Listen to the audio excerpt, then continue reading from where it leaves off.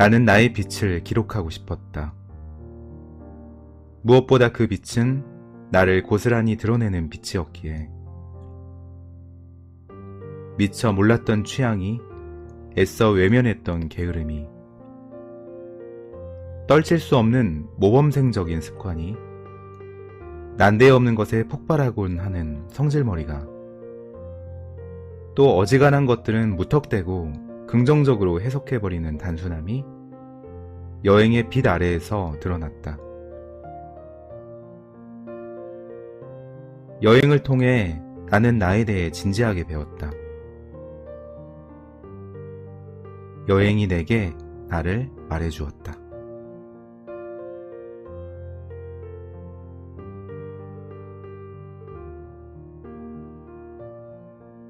모든 요일의 여행입니다. 저자 김민철, 북라이프 출판사에서 펴냈습니다.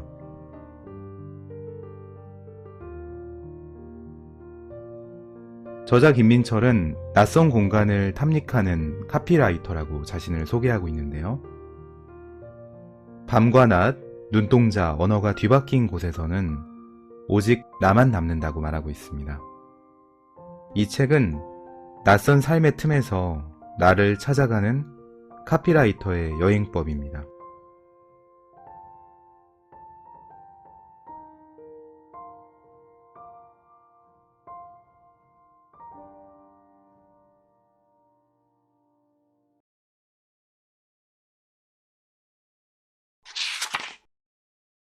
숙소와 여행. 떠난다라는 말은 필연적으로 도착한다라는 말에 도착한다. 어떤 곳에도 도착하지 않는 유목민은 없는 것처럼 끊임없이 떠나기만 하는 여행자도 없다. 우리는 떠난다. 그리고 반드시 어딘가에 도착한다. 그것이 여행자의 숙명이다. 문제는 어디에 도착하느냐는 것이다. 나는 여행을 떠났지만 여행지에 도착하고 싶지 않았다. 일상에 도착하고 싶었다. 그것이 얼마나 매혹적인 일인지 이미 도쿄에서 깨달아 버렸다. 일상을 떠났으면서 다시 일상에 도착하고 싶다는 이 모순. 이것이 내가 풀어야 하는 숙제였다. 어느새 내 여행의 목표가 되어버렸다. 그렇다면 방법부터 달라져야 했다. 가장 먼저 내가 바꾼 것은 숙소였다. 분명 호텔에 미덕이 있다. 하얀 시트와 깨끗하게 정리된 방과 푸짐하게 차려낸 아침, 일상에서는 만나기 힘든 말끔한 얼굴들. 누군가는 호텔에 들어서는 것만으로도 이미 여행이 시작된 기분일 것이다. 하지만 내게 필요한 것은 서울이나 파리나 도쿄나 다 같은 얼굴을 한 호텔방이 아니었다. 하얀 호텔방의 익명성이 아니었다. 멸균된 그 공간을 거치지 않고 속살로 직행하고 싶었다. 답은 집을 빌리는 것이었다. 단 며칠짜리 집이라도 우리 집이 필요했다. 비슷하지만 하나도 비슷하지 않은 도시마다의 시장에 갔다가 돌아올 골목이 필요했다. 양손 가득 낯설고 궁금한 재료들을 사서 돌아올 대문이 필요했다. 서툰 실력을 뽐내며 엉망으로 만들어버릴 부엌이 필요했다. 신기한 맛의 음식을 두고 술 한잔할 테이블이 필요했다. 그 음식보다 더 맛있을 창밖 풍경도 필요했다. 너무 좋은 집은 부담스러웠다. 너무 비싼 집도 필요 없었다. 그런 집은 나의 일상이 아니었기 때문이다. 다만 깨끗해야 했다. 남의 허물까지 치우고 싶진 않았으니까. 아무리 일상을 꿈꾸어도 이건 여행이니까. 알랭드 보통이 사람들에게 이런 질문을 던졌다고 한다. 만약에 좋은 식사와 나쁜 숙소, 나쁜 식사와 좋은 숙소 중에 고르라면 뭘 고르겠는가? 회사에서 점심을 먹다가 누군가 꺼낸 이 질문에 저마다 다른 선택을 했다. 곰곰이 생각해봤지만 나는 아무래도 전자를 택할 수밖에 없었다. 호텔 대신에 집을 택하고 중심가의 비싼 숙소보다는 중심에서 비껴난 곳의 싼 숙소를 택하는 내 성향을 생각해 봤을 때 좋은 숙소에 대한 미련은 없는 것이 분명했다. 하지만 그 후 여행을 떠날 때마다 새로운 숙소에 도착할 때마다 그 질문은 계속해서 나를 따라다녔다. 나는 정말로 좋은 식사와 나쁜 숙소를 택하는 사람인가? 몇 개월 동안 고심해서 고른 이 평범한 숙소가 지금 내겐 이토록 완벽한데? 수십만 원짜리 호텔과 이 숙소 중에 고르라고 한다면 나는 조금의 망설임도 없이 이 숙소를 택할 텐데? 그 질문이 나를 따라다닌 이유는 분명했다. 나는 좋은 식사와 나쁜 숙소를 택하는 사람이 아니었기 때문이었다. 나는 좋은 식사와 나에게 좋은 숙소를 택하는 사람인 것이다. 다만 좋은 식사가 꼭 비싼 식사를 의미하는 것은 아닌 것처럼 나에게 좋은 숙소의 기준이 그다지 높지 않고 그다지 비싸지 않을 뿐인 것이다. 파리에서의 숙소가 떠올랐다. 2주가 넘는 시간 동안 머물러야 했기에 비싼 숙소는 곤란했다. 방학이라 한국으로 돌아간다는 한 유학생의 방을 빌렸다. 파리에서 가장 트렌디한 지역에 있는 숙소를 하루 3만 원 정도의 가격에 빌릴 수 있다니 운이 좋다라고 생각했다. 20대 초반의 그 남자는 입이 닳도록 청결을 말했다. 마지막에 떠나기 전에 이불 빨래를 한번 해주시고요. 그리고 변기 청소는 옆에 있는 세제로 꼭. 이토록 청결을 중요시하다니 역시 나는 운이 좋아 라고 다시 한번 생각했다. 깨끗하게 잘 쓰고 돌려드릴게요 라고 말하면서 살짝 긴장도 했다. 하지만 그 집의 문을 열고 들어가서 구석구석을 살펴보는 순간 웃음이 나왔다. 20대 초반 남자의 청결 기준이란 30대 주부의 청결 기준과 꽤 많이 달랐기 때문이다. 아이고야, 이렇게 해놓고 살면서 청결을 내게 이야기했단 말이야? 라며 나는 창문을 열어 환기부터 했다. 결론부터 말하자면 그 숙소는 엉망이었다. 매트리스가 너무 푹 꺼져 있어 하루만 자도 허리가 아팠고 제대로 된 의자 하나 없었다. 너무 낡은 이불은 보온도 잘 안 된다는 걸 그 집에서 배웠다. 어느 밤엔 너무 추워서 남편을 난로 삼아 잘 수밖에 없었다. 하지만 동시에 그 숙소는 우리에게 완벽한 숙소였다. 매일 아침 저녁으로 창문을 활짝 열고 그 앞에 식탁을 차렸다. 노을이 지는 걸 보며 와인을 마시고 1층에서 경비 아주머니가 화단에 물 주는 걸 보며 아침을 차렸다. 살살 걸어 공원에 가서 술을 마시다 돌아왔고 그 좁은 집에서 빨래를 제주놓게 널었다. 빛이 너무 좋았던 어느 일요일엔 집에서 오후 내내 뒹굴기도 했다. 늘 음악을 크게 틀었고 늘 하늘을 오랫동안 바라봤다. 완벽한 파리는 그 집에서 완성되었다. 좋은 숙소는 중요하다. 좋은 식사만큼이나 여행에서 중요하다. 다만 좋은 숙소가 꼭 비싼 숙소는 아니다. 지금 내게 좋은 공간, 내가 편안해지는 공간. 샤워기는 좀 불편해도, 화장실이 좀 좁아도, 컵들은 하나같이 짝이 안 맞아도, 나무 바닥이 삐걱거려도, 매트리스가 좀 딱딱해도 나에게 좋은 숙소란 나의 일상 같은 숙소였다. 완벽해 보이진 않지만 내 몸을 구겨 넣는 순간 마음이 편안해지는 숙소. 지금 막 도착했지만 며칠은 산 것처럼 순식간에 익숙해지는 숙소. 긴 하루를 끝내고 집에 돌아왔을 때 편안하게 한숨을 내쉴 수 있는 숙소. 완벽하지 않더라도 내겐 완벽한 숙소. 수많은 집들이 떠오른다. 어쩌면 그 집들에 도착하기 위해 다시 여행을 떠날지도 모르겠다고 종종 생각한다. 네. 저자는 피렌체 숙소뿐만 아니라 파리 숙소, 포르투 숙소의 사진을 책에 첨부하고 있는데요. 사진을 보면 딱 봐도 화려한 호텔이 아니라 일반 가정집처럼 보이거든요. 그런데 일반 가정집이야말로 여행을 제대로 느낄 수 있는 곳이 아닌가 생각을 해봅니다.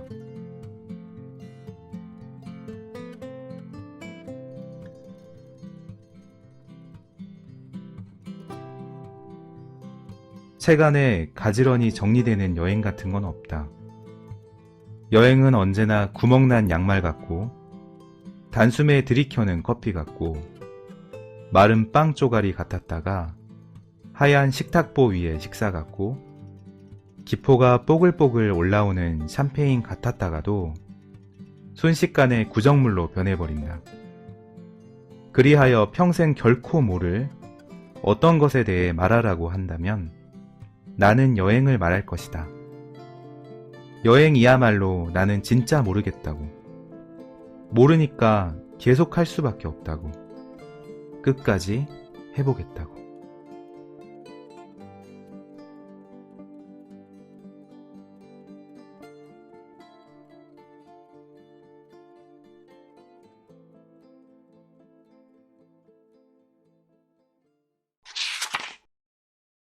고향을 찾는 여행.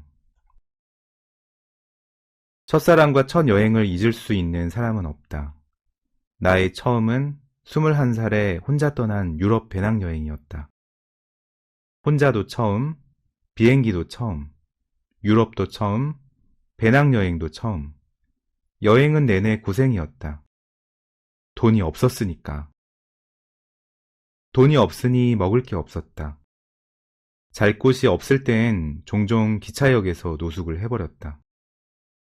결국 양말이며 티셔츠며 신발이며 가진 것 중에 멀쩡한 것은 하나도 남지 않았다. 극성맞은 햇빛 알레르기 덕분에 피부도 멀쩡한 부분은 하나도 남지 않았다. 하지만 한 달 넘는 여행을 마친 후 공항으로 가는 버스를 타며 나는 어이가 없었다. 돌아가야 한다는 사실이 목구멍으로 넘어가지 않았다. 도대체 왜 이 땅을 떠나 그 땅에 도착해야만 하는가? 나는 도대체 납득할 수 없었다. 한국 음식도 그립지 않았다. 민박집 주인 아저씨가 마음껏 먹으라며 꺼내준 치즈만 그리웠다. 친구도 보고 싶지 않았다. 너무 보고 싶어 3번이나 들러서 보고 또 봤던 미술관 한 귀퉁이의 조각상만 다시 보고 싶었다. 네, 친구보다 조각상이군요. 계속 볼게요. 짝사랑하던 남자도 잊혀졌다. 기차에서 데우지 않은 햇반을 건네주며 먹겠냐고 물었던 아저씨를 더 사랑할 지경이었다. 그런데 왜 나는 돌아가야만 하는 건가? 내가 아무리 가슴을 탕탕 쳐봤자 바뀌는 것은 없었다. 돌아와야만 했다. 이곳이 나의 집이었으므로. 그리하여 나는 돌아온 이곳에서 이방인이 되기로 했다. 진짜 나의 집은 먼 곳에 있으니까. 그것이 시작이었다. 머릿속에서 끝없이 지구본을 돌리기 시작한 건 끝없이 다음 여행지를 상상하고 그곳에서 행복한 날을 상상하고 그곳에서 일상을 살아가는 날을 상상했다. 어쩌면 그곳이 나의 고향일지도 모른다고 생각했다.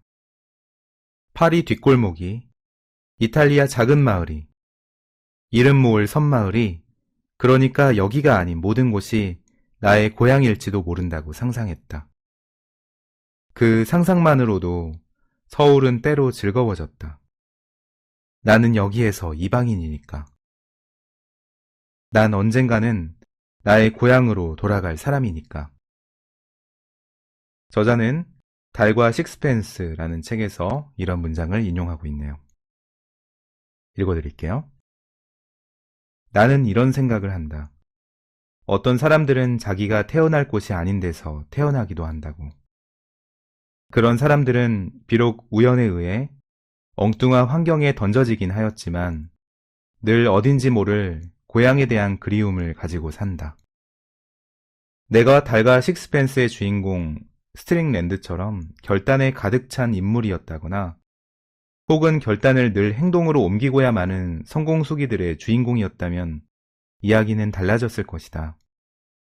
어쩌면 지금 이 글을 이탈리아 소도시에서 빨래를 널다 들어와서 쓰고 있을지도 모를 일이다. 어쩌면 브라질 오지를 탐험하면서 수첩에 이 글을 끄적이고 있을지도 모를 일이다. 하지만 지금 나는 일요일 오후에 겨우 빨래를 널고 다음날 출근을 괴로워하며 이 글을 쓰는 중이다. 나는 지극히 소심하고 어설픈 확신 따위의 인생을 거는 치기를 가지고 태어나지 못했으므로 나는 만일이라는 가정법에 인생을 송두리째 걸 수 있는 인간형이 아니므로 21살이 아니라 37살쯤이 되고 나면 자기 자신에 대해 그 정도는 알게 된다. 동시에 결국 이곳이 나의 고향이라는 것도 알게 된다. 매일을 살아가는 이곳이 고향이 아니라면 다른 곳에도 고향은 없다는 것을. 그럼에도 불구하고 결론을 다 알고 있지만 그럼에도 불구하고 바뀔 수 없는 진실이지만 그럼에도 불구하고 내가 지금 사는 이곳이 고향인 것을 알지만 그럼에도 불구하고 나는 끝없이 여행을 꿈꾼다. 그럼에도 불구하고 마치 다른 생 하나를 준비하는 것처럼 여행을 준비한다. 그럼에도 불구하고 매번 여행 때마다 여기서 살아보면 어떨까 꿈꾼다. 이 음식이, 이 햇살이, 이 공기가, 이 나른함이, 이 매혹이, 그러니까 마주치는 이 모든 것이 일상이 되면 어떨까 상상해본다. 혹시 여기가 나의 고향이 아닐까 상상해본다. 깨지 않는 꿈은 없듯이 끝나지 않는 여행은 없지만 그럼에도 불구하고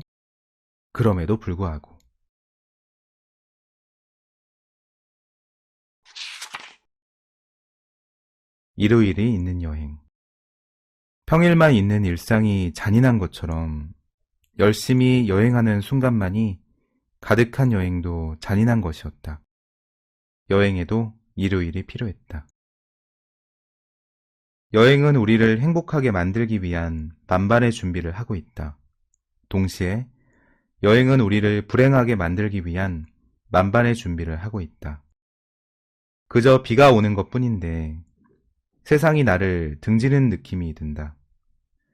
그저 몇 개의 가게가 문 닫았을 뿐인데 세상이 나를 향해 문을 닫는 느낌이다. 한 가게 주인이 나에게 불친절했을 뿐인데 온 도시가 나에게 불친절한 것 같은 느낌이 든다. 그저 길을 못 찾았을 뿐인데 이 여행 전체가 잘못된 길로 들어선 것 같은 착각이 든다. 이런 마음의 과장법은 순식간에 여행자의 다리를 걸어 넘어뜨려 버린다. 다름 아니라 포르투에서 내가 그랬다. 갑자기 비가 억수같이 내렸고 도무지 그칠 기미가 안 보였고 거기에 일요일이라 모든 가게는 문을 닫았고 용기를 내서 조금 움직여 보아도 갈 곳은 없었다. 몸만 흠뻑 젖을 뿐이었다. 바로 어제 해가 났을 때의 이 도시를 떠올려 보니 불행의 강도는 더 크게만 느껴졌다. 어제는 세상에서 가장 행복한 사람이 나였는데 오늘은 세상에서 가장 불행한 사람이 바로 나였다. 마음의 과장법에 내가 넘어져 버린 것이다. 서울이라면 이런 날씨에 가기 좋은 카페를 알고 이런 날씨에 낮부터 술 마시기 좋은 술집도 알고 무엇보다 아무것도 안 해도 좋을 우리 집이 있는데 낯선 도시의 이방인에겐 도대체 어떤 정보도 없었다. 거리에 아무도 없는 걸 보면 나를 뺀 모두가 어딘가에 모여 좋은 시간을 보내는 듯한 착각까지 들었지만 그곳이 어딘지 나는 몰랐다. 가만히 서 있었는데 쫄딱 젖었다. 갑자기 내가 오랫동안 여행을 간다고 말했을 때 힘들겠다라고 말한 어떤 분의 말이 생각났다. 그때는 도무지 무슨 말인지 알아듣지 못했다. 어떻게 여행이 힘들 수가 있단 말인가? 반항심까지 생겨났었지만 이제는 100번 공감했다. 여행은 우리를 불행하게 한다. 그리고 불행하게도 그 모든 불행에 대처하는 방법은 아무도 모른다. 오직 자기 자신만이 그때그때 답을 찾아내는 수밖에 없는 것이다. 찰리 브라운이 말했다. 인생이란 책에는 뒷면에 정답이 없다고. 정확하게 같은 결론이다. 인생이란 책에도 정답은 없다. 그 순간, 그 장소에서 나의 선택만이 존재하는 것이다. 쫄딱 젖은 남편이 말했다. 그래도 어딘가 우리를 구원할 곳이 있지 않을까. 여행책을 뒤적이는 나에게 남편이 단호하게 말했다. 여행에도 일요일이 필요해. 그 한마디에 순식간에 욕심이 버려졌다. 평일만 있는 일상이 잔인한 것처럼 열심히 여행하는 순간만이 가득한 여행도 잔인한 것이었다. 여행에도 일요일이 필요했다. 포르투에 비 오는 일요일. 우리의 선택은 그날을 일요일답게 보내는 것이었다. 마트에 들어가서 볶음밥을 포장했다. 궁금했던 과자를 샀다. 할아버지가 장바구니에 담는 와인을 우리도 담았다. 이것저것을 사서 집에 돌아왔다. 침대에 앉아 밥을 먹고 침대에 누워 예능 프로그램을 다운받아 봤다. 낮술을 마셨고 낮잠을 잤다. 보란듯이 시간을 낭비해버렸다. 우리 여기까지 와서 이러고 있네라며 낄낄거렸다. 낯선 외국에 가서도 뭐 예능 프로그램을 본다든지 하면은 한국에 있는 거하고 크게 다를 것이 없다라고 느껴졌겠죠. 네. 그런데 그렇게 쉬면서 보내는 것도 어쩌면 여행의 한 부분이라는 생각이 들어요. 계속 읽어볼게요. 해가 저물자 어김없이 불안함이 밀려왔다. 정말 이래도 되나? 이럴 거면 왜 여기까지 왔나 죄책감까지 뒤엉켰다. 애써 그런 생각들을 버리려 했지만 생각만큼 쉽지 않았다. 아무도 뭐라고 하는 사람이 없었는데 내가 또 나를 못살게 굴고 있었다. 하지만 이미 해는 졌다. 기어이 죄책감을 버리고 그 자리에 나는 여기까지 와서 배짱 있게 이러고 있다라는 자부심을 채워넣었다. 어차피 이 비에 어딜 간다고 제대로 볼 수 있는 것도 아니다라는 합리화도 채워넣었다. 이 비에 뭘 더 보겠다고 돌아다니는 것 자체가 시간 낭비다라는 고집도 채워넣었다. 그제야 마음이 편해졌다. 나한테 계속 말해주었다. 오늘은 일요일이라고. 일요일이 괴로운 이유는 월요일 때문이지만 내일은 여행이 계속되는 월요일이라고. 그러니 일요일 밤에 이 괴로움은 집어치우자고. 여행은 계속되어야 하니까. 네. 저자가 괴로움을 집어치운다는 말에 정말 속이 시원해졌어요. 내일은 지긋지긋한 평일, 월요일이 아니라 여행이 계속되는 월요일이라는 사실을 상기했을 때 이 일요일은 충분히 쉴 만한 가치가 있었다고 느껴져요.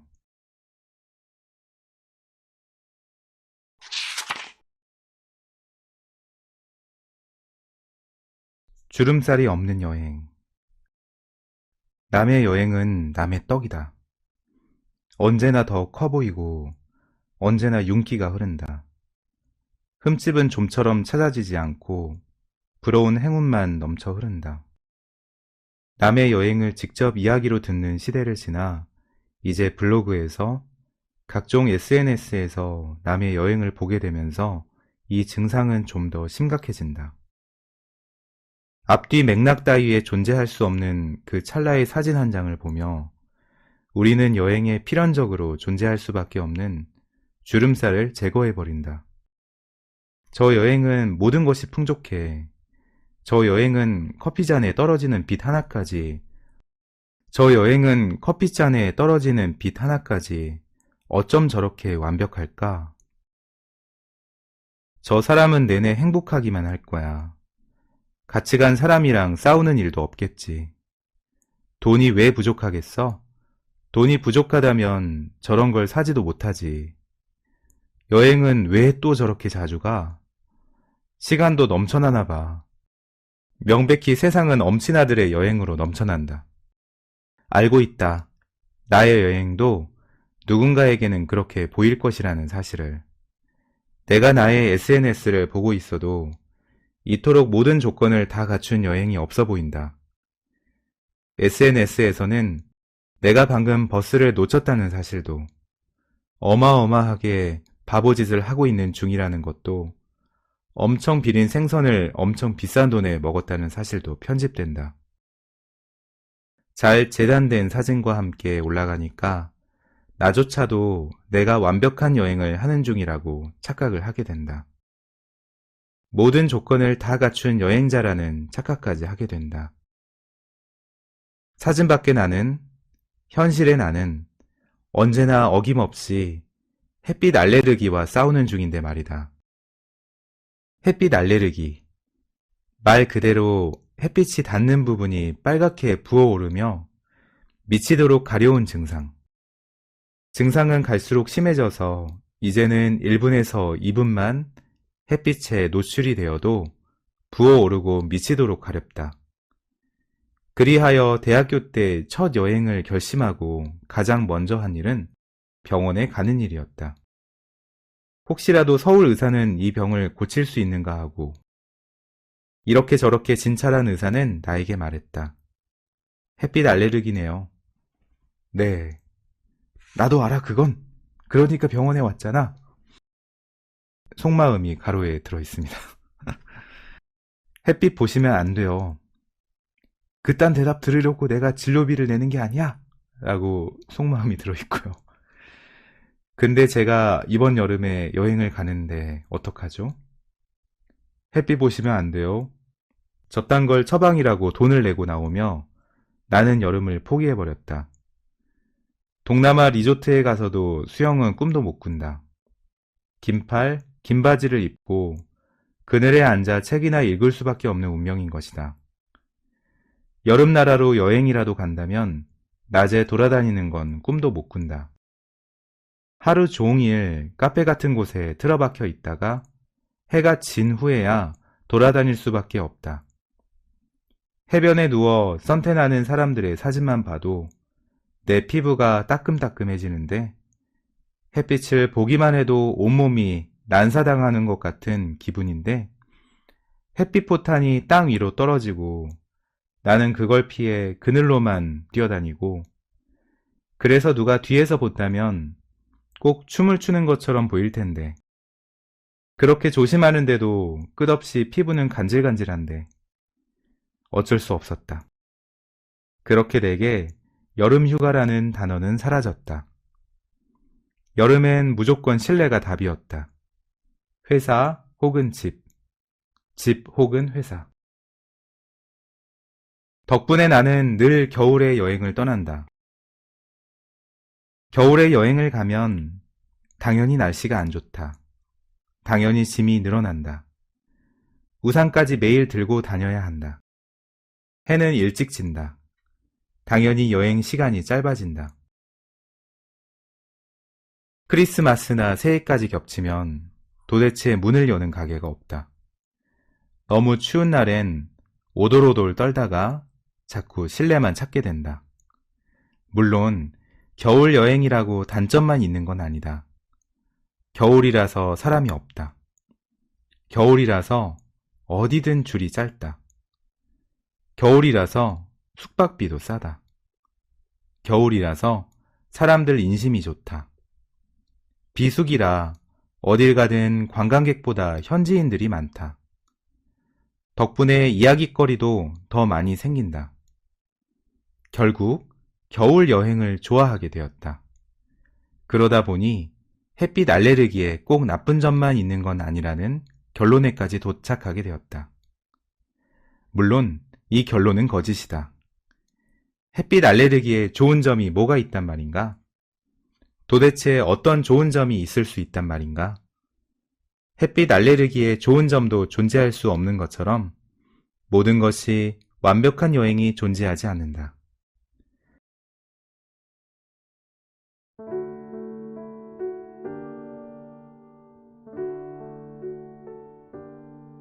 타인의 취향은 안전하다.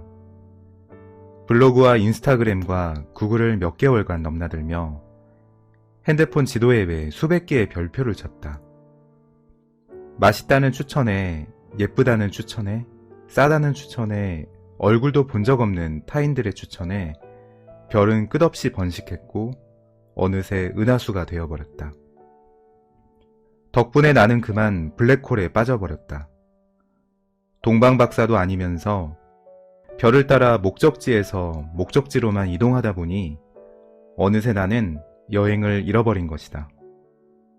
안전한 곳만 찾아다니다 보니 모험의 즐거움을 놓쳐버린 것이다. 나는 결코 안전하기 위해 여행을 떠난 것이 아니었는데 별들을 지나쳐 뒷골목으로 접어들었다. 관광객이 결코 찾아들 리 없는 동네 실빗집으로 들어갔다. 영어 메뉴판도 없는 곳에서 도박하는 심정으로 주문을 마치고 한숨을 크게 내쉬었다. 마침내 블랙홀을 빠져나온 것이다. 내게 필요한 것은 남의 은하수가 아니었다. 나만의 견고한 별 하나였다. 아무도 없다. 나를 아는 사람도, 내가 아는 사람도 아무것도 없다.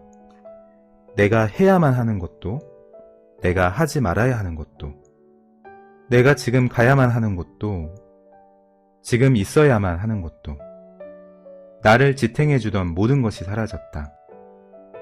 지금부터는 모든 것이 나의 선택이다. 내가 선택한 모든 것이, 선택하지 않은 모든 것이 모두 내 자신이 된다. 버스가 없어 낙담하는 것도 나고, 상관하지 않고 낯선 곳으로 떠나는 것도 나다. 지금 거기를 선택하는 것이 내 여행이 되고, 지금 거기 가지 않기로 선택하는 것도 내 여행이 된다. 잔뜩 준비해온 정보들을 버리기로 선택하는 것도 나고, 촘촘히 짜놓은 스케줄대로 움직이기로 결심하는 것도 나다. 그 모든 날을 단숨에 만나게 되는 건 오직 여행을 떠났을 때 뿐인 것이다. 이 문장만은 쓰고 싶지 않았다. 이 뻔하디 뻔한 문장을. 나만은 쓰고 싶지 않았다. 하지만 나에겐 이 진실을 다른 문장으로 표현할 수 있는 능력이 없다. 결국 이 문장은 단단한 진실이 된다. 여행을 떠나 나를 찾는다.